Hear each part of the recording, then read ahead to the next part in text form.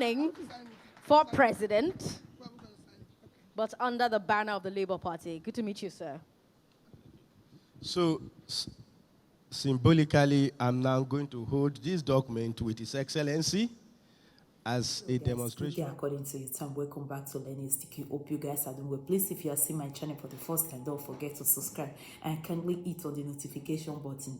Please follow my page because there are some videos I can't really put on YouTube, but where Facebook is, is hoping to hit.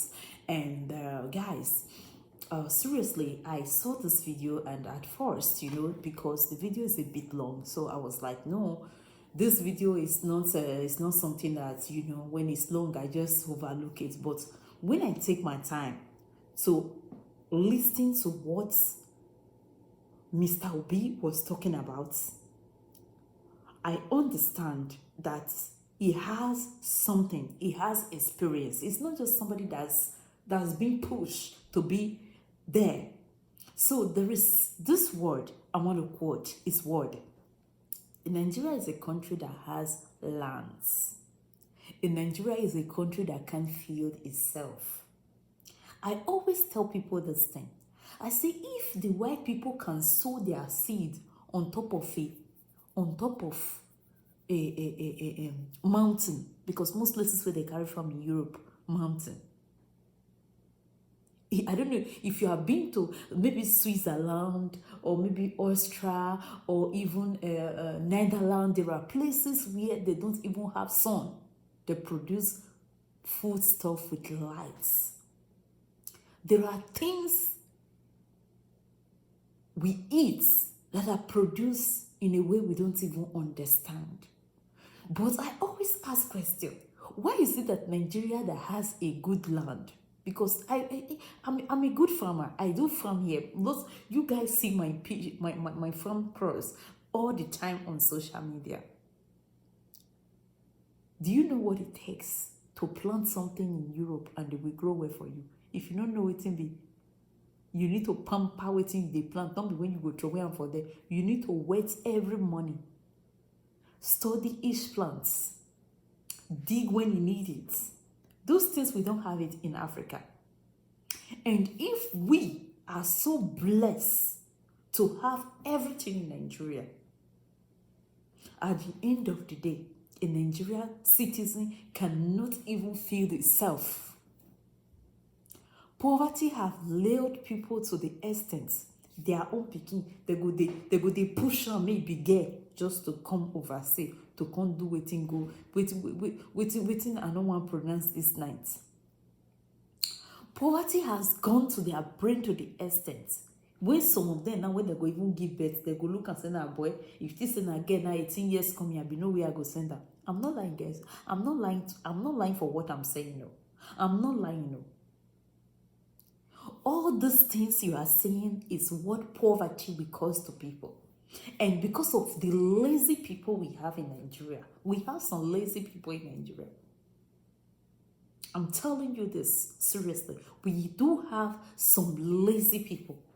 So I want you to listen to this video where it was talking about the way it wants to, manage Nigeria. The other day they talk about it doesn't have a good idea on how to manage Nigeria economy. In Italian language, you say extra. I can't really remember the native way they will put it, but it's something like, I will tell you the way I know it. Something like you don't have the good view, you don't have a good plan how to manage Nigeria. And when I listen, because it's good for you to listen to people. And when I listened to this video, okay, and the point I took in it is really a lot. And I want really to share it with you. Your comment is welcome once more. Please share this video. As you do that, God will bless you. With that hand you are pressing, God will press good things into your life. See you in my next update. Love you. Ciao. Of his commitment and contract with us, that if he is the preferred candidate of Nigerian voters, he will keep to the promises that he is going to make to us. So, Your Excellency, may I respectfully request you to be upstanding.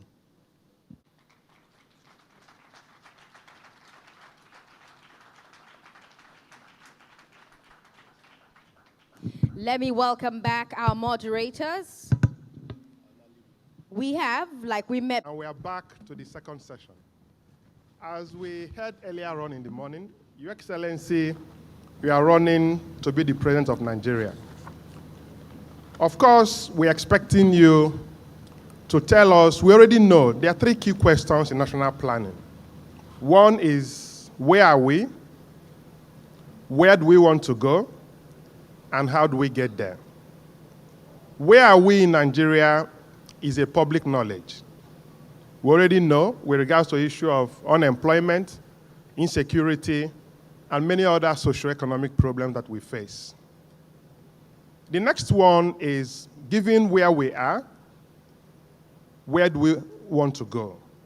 So, which is now your vision, and then how do we get there, which is now how you're going to implement this your vision. On this note, Your Excellency, a key question is the issue of the structure of governance in Nigeria. So many people believe that the federal government is doing a lot. They're arguing that there's a need for moving some powers to the state and local government. Interestingly, in your state, we've heard also, we've been hearing so many things from your state, but recently it was said that some investments in Anambra State are somehow. So we're wondering that how. So we're also asking you a question with regards to, if you look at the exclusive list and the concurrent lists, which items do you think should be moved from that exclusive list to the concurrent list for the state and local governments? Your Excellency, thank you. Yes. Sorry, I'll prefer this, to stand up, and then let me start by most sincerely thanking the President for inviting me, and all of you that are gathered here for the opportunity of being part of this program. Thank you. I'll go straight into the question as I'll make my comment after the questions and everything. On the structure of Nigeria, you know it is a constitutional matter. All I can say to you that the structure as it is today is not working, and it requires that we deal with it. But I cannot here say this is going to move. There's so many things that needs to move to the states, not actually to the local government. The local government, in a federal system, you actually have the two federating units at the center and the states. So I'll move it that they will know the ones that are going to move to the local level, just like as in the United States of America. But there's quite a number of them: education, agriculture, so on and so on, and everything. But there are things that we need to do as quickly as possible, especially to do with the issue of security. There's no way we can continue with the central policing as we're doing today. We need to have state police, federal police, and like I've mentioned, local government police, but federal and state can be done as quickly as possible, because the president has some few powers to do things as quickly as possible while we wait for the amendment of the Constitution. But I assure you that there's so many powers. On the other issue you mentioned, I wasn't quite sure what you mentioned about in my state. So maybe I'll go on and answer that as we go on in this. Thank you.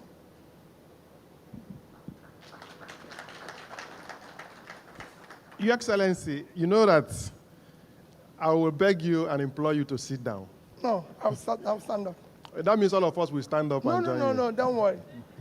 As you agreed, as you prefer to stand up, so the second question relates also to cost of governance. As you are aware, there's a general belief that the cost of governance in Nigeria is too high. And the Orosanye report recommends for the downsizing of the size of government. How and when will you reduce the cost of governance, and will you implement the Norwegian report? When I asked the president yesterday, am I going to make a speech? He said, oh, we sent you some list of questions. And I said, President, I won't have time to read that. But when I came here, he reminded me again. I sent something to him. I wish you can, is there any way you can just show a bit of what I sent to you? I sent him a write-up by my head of service, which I wish he can share sometime, where the topic was stinginess as a development strategy. When I became governor of Anambra State, I had one of the best head of service you have, a daughter of a respected judge in this country, well-educated, a lawyer, first-class person. And she will always run into my office and say, Pico, Peter, please, please, nobody's happy with you. Everybody's unhappy. Because you seem to be cutting everything. However, 6 months after, I started using the same money to pay off backlog of old pension, gratuity, everything. They wonder the cost of governance in Nigeria is unacceptable. The waste is huge. And you can deal with it. With the issue of the report you mentioned, the Orosaya report, yes, because there's so many duplications. And you find out that the entire system needs overhaul, make it to be more functional, train people more, be able to bring technology for efficiency and effectiveness. So it's something you need to deal with. I have done it, that is said, that was why I said, I wish you can share or show it, so they'll see what I've done. If there's anything anybody can say they've seen me practice or do, it is cost of governance. Everybody know that. Even till today, you will know that even as I move now, people say, oh, Peter, this thing you seems to be going alone. And I said, when they invite you in a place, ask them whether they invited only you or with some people. Don't go and start causing confusion all over the place. So cost of governance for me is something I practice every day. As governor, I shut down Anambra State Liaison Office in Lagos, the Governor's Lodge in Lagos. I shut down the Governor's Office in Abuja. I shut down our presidential lodge, everything. I said, listen, the Governor of Anambra State doesn't live in Lagos or in Abuja. Why are you going to have a house there? Everybody knows what we did when it comes to cost of governance, including removing the office of First Lady. Very sorry about that because they didn't vote my wife, but we were very close. So 2 of us worked as a family. But she wasn't on the ballot. But we remained together and served the state together as one without causing additional confusion. So the cost we'll deal with, Orosaya report, we will implement because there's so many duplications. We did it in Anambra State where we had to bring together certain offices and make it more effective and functional. Thank you very much, Your Excellency. So from what we are hearing, it means that you are an apostle of saving money, cutting the cost of governance, and somehow people call it a shiftless transaction. So if we use that relating to the next question in terms of issue of insecurity and also the money you saved, which I believe that you've invested for Anambra State, what are your views on immediate and remote causes of insecurity that is pervasive in the country? And what are your plans for changing the narrative in the short, medium, and long term? Particularly, what are your views on the need for state police? I know you mentioned it earlier on. Will you create one, and when will that be done? Okay. Well, nobody can be where we are today and will not have insecurity. I've studied countries after country. You can't have the highest number of people living in poverty and you won't have criminality to the level we have it today. You can't have unemployment. No country of our size that I know with the level of unemployment where you have almost 35% unemployment, with youth unemployment hitting almost 60%. So you have millions of youths in their productive age with so much energy, and you will not have insecurity problem. There's no country that will have millions of out-of-school children, and you won't have criminality. You can go on and on. Our youth drug prevalence is 13.8, when the average is about 5.6, 5.8. You can't have all this without having criminality. So these are the what you can call immediate and remote causes of that. And I've been privileged to have visited at least 5 to 6 prisons, trying to ask questions from those in prisons. Why did you do that? What happened? What is? And all of them, not all of them, I didn't say some of them, told me they're not doing anything. They don't have a job. They don't have anything. When you have millions of people who don't know where the next meal will come from, you are bound to have crisis. I say to anybody, there's no country of our size that I know. What we are going through today, countries after countries have gone through it. You can go and study what has happened in Brazil, Mexico, countries with huge population.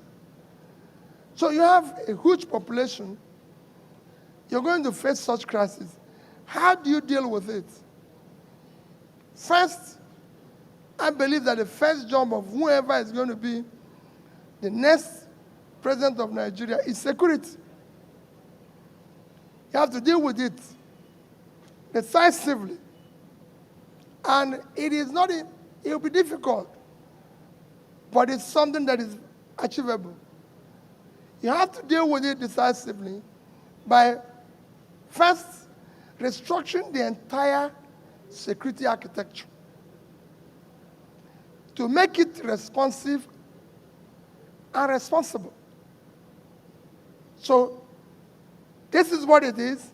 Somebody is responsible. It's not happening, the person goes. And you deal with it. You have to increase your manpower, train them, equip them properly. We have, saw it in my interviews, that we have about 300 and something thousand police. I told the IG, the present IG, and I want to quote him, that there are 370,000 police, because that's what I was told. He told me, no, there are about 320,000. And I know that, considering the number following people around, including myself, and that 70,000 is off. Because you can see so many people having one person having as much as 50, 30 police around him. So, if you minus that, so you have 250,000 police for a population of 200 million. It is unacceptable. Egypt is 100 million, and they have over 1 million police. So you need to increase the number. You heard the governor of Katsina say that when you go to a police station, this is the small number, you will only see 10 police people, and only half of them is armed. So even the 250, they don't have ammunition. So it's a crisis situation that you need to deal with, and deal with it decisively. So you need to increase the manpower, train them, equip them properly, and then motivate them Let people feel that they are doing their work and everything. So that's what we're going to do in terms of security. Doing this simultaneously, you're dealing with the economy. Because unless you start pulling people out of poverty, the more you pull people out of poverty, the more you reduce criminality. Unless you start pulling people out of poverty, you're going to have a crisis.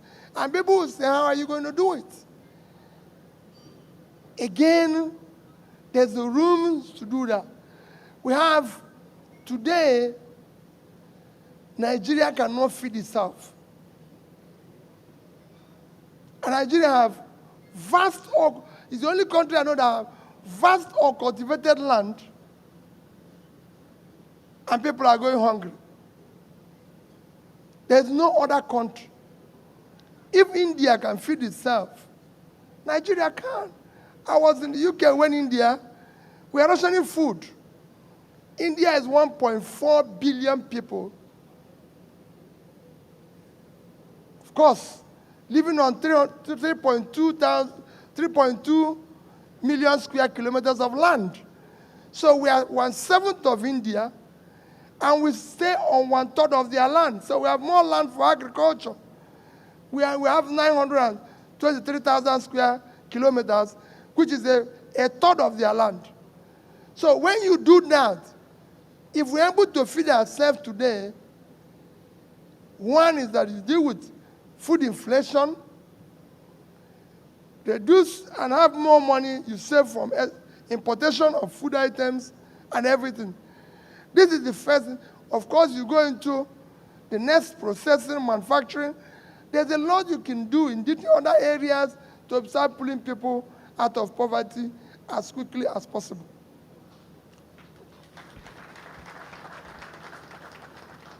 Thank you very much, Your Excellency. It's very interesting the way you are linking insecurity to economy, and with all the facts and data that you're giving us. And I'm sure you know, you are telling us to go and verify. Recording in progress. So I've just given you an example of one item that shows that we're not productive. And as we go along, when we deal with the other factors and everything, you will know why I say that we're not productive. You know, our size, one measure of production in a country, which is even measure of your economy, is productivity, which is always linked to export. That is one of the things that will help you to even stabilize your currency. So for me, the first thing to deal with is, when I come in, is to deal with the issue of security, of life and property, uniting the country, dealing with low-hanging issues like oil theft, because I've said it before that the only people who can steal oil are people in government. Nobody outside that can steal government, because a ship has to come in. And then you have to approve it to come in and approve it to go out. You start dealing with such issues. Start dealing with issues like subsidies, start dealing with issues like corruption. By the time you reduce cost of governance, deal with all these issues, you start having things you need to. When you secure the country, your farmers go back to farm. You start dealing with the food inflation, which will contribute to the overall inflation. Then because you're going to invest in agriculture by immediately recapitalizing your Bank of Agriculture, bring all the deposit bank to be the owner of this facility and run it properly, where they are lending money to real farmers. Not people staying in Abuja and saying they are doing anchor borrowers, outgrowers, all sorts of programs that nobody sees the light of the day. So government should not be involved in all those things. There's a process which is done in every other country of the world. When you start doing this, you start seeing things move. So these are immediate things that you need to see. You didn't ask me about issue of police last time. I said immediately we are going to deal with the issue of police from day one. So are we going to deal with the issue of so many things I've told you, issue of corruption, cutting cost of governance, dealing with subsidy and co. As we are doing this, there are things that, the reason why I said the long-hanging fruits is the more you do them, the more there's opportunities, create jobs in other areas. Excellent. Thank you very much, Your Excellency. Of course, we all agree that what he is explaining